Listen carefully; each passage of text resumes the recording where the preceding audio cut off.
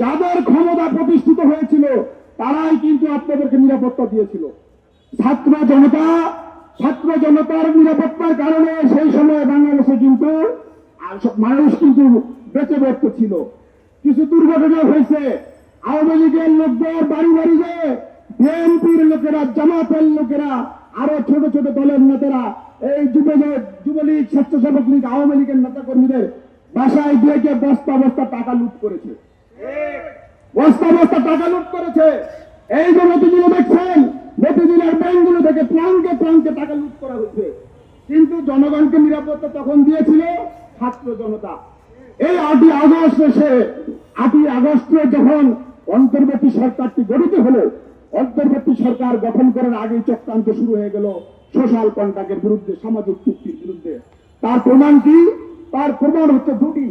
সরকার গঠন করার আগে রাষ্ট্রপতি শাহাবুদ্দিন চুপ্পুর সাথে ষড়যন্ত্র করে বাংলাদেশে একজন অ্যাটর্নি জেনারেল নিয়োগ করা হলো। আর এই যে আমাদের পাশে সরকারি সংবাদ সংস্থা বাসসে একজন এমডি নিয়োগ করা হলো। এগুলো কিন্তু জুলাইয়ের অন্তর্বর্তী সরকার গঠন করার আগে হয়েছে। এই যে অ্যাটর্নি জেনারেল কেন গুরুত্বপূর্ণ? কারণ রাষ্ট্রের সর্বোচ্চ আইন কর্মকর্তা হচ্ছে অ্যাটর্নি জেনারেল। রাষ্ট্রের সাথে ভাই বিদেশের সাথে আমাদের হাজার হাজার কোটি টাকার মামলা আছে, এখানে বিদেশি কোম্পানির সাথে মামলা আছে, এখানে এই যে আওয়ামী লীগের লোকরা ব্যাংক বিমা লুট করে নিয়ে গেল, সেই মামলাগুলো আছে।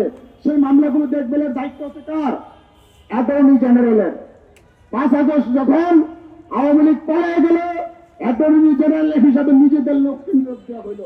এর মধ্য দিয়ে হচ্ছে কি, এই যে আমরা বলি যে হাসিনা পালিয়ে গেছে, কিন্তু শাহাবুদ্দিন চুপ্পুর ক্ষমতা এই 5 আগস্টের পরপরই ইলেক্ট হয়, নতুন করে এটা সক্রিয় করা হয়। সেটা হচ্ছে অ্যাটর্নি জেনারেল নিয়োগের মধ্য দিয়ে। বন্ধুগণ, আপনাদের উদ্দেশ্যে আর একটু কথা বলতে চাই। 8ই আগস্ট যখন অন্তর্বর্তী সরকারটি গঠিত হয়, আমরা বলতেছি 5 আগস্ট জুলাই বিপ্লব হয়েছে, প্রধানমন্ত্রী শেখ হাসিনা পালিয়ে গেছে। আমরা ওর মধ্য দিয়ে দেখলাম 72 সংবিধানের মধ্যে লেখা নাই যে হাসিনা পালিয়ে যাওয়ার পরে এই দেশটা কিভাবে চলবে। সেই কারণে তো 3 দিন কোন সরকার ছিল না।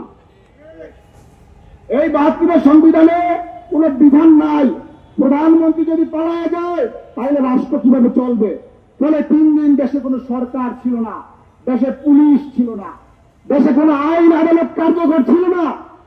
কিন্তু 8ই আগস্ট এসে এই আইন উপদেষ্টা আসিফ নজরুলের চক্রান্ত যেটা হলো, অন্তর্বর্তী সরকারের প্রধান ডক্টর ইউনূস এবং অন্য উপদেষ্টারা তাদের রাজনৈতিক অজ্ঞতার কারণে, সংবিধান এবং আইন সম্পর্কে মূর্খতার কারণে তারা যা শাহাবুদ্দিন চুপ্পুর কাছে শপথ নিছে।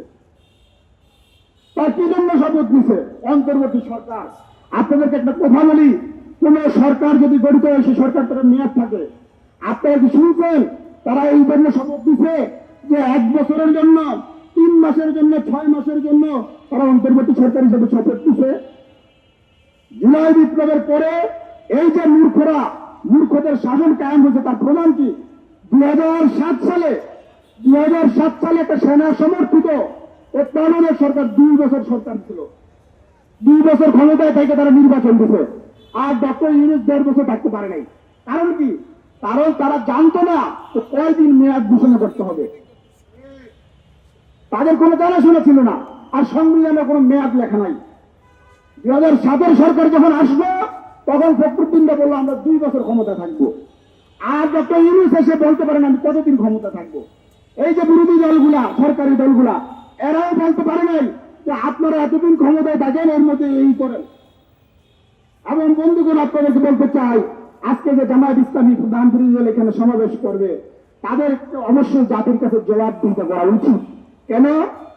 কারণ হচ্ছে আপনার 5ই আগস্ট জুলাই বিপ্লবের মধ্য দিয়ে এটাকে বৈধ। শেখ হাসিনাকে যে আমরা বিদায় করছি, এটা অবৈধ ছিল? এই গণঅভ্যুত্থান তো অবৈধ ছিল? গণঅভ্যুত্থান বৈধ ছিল।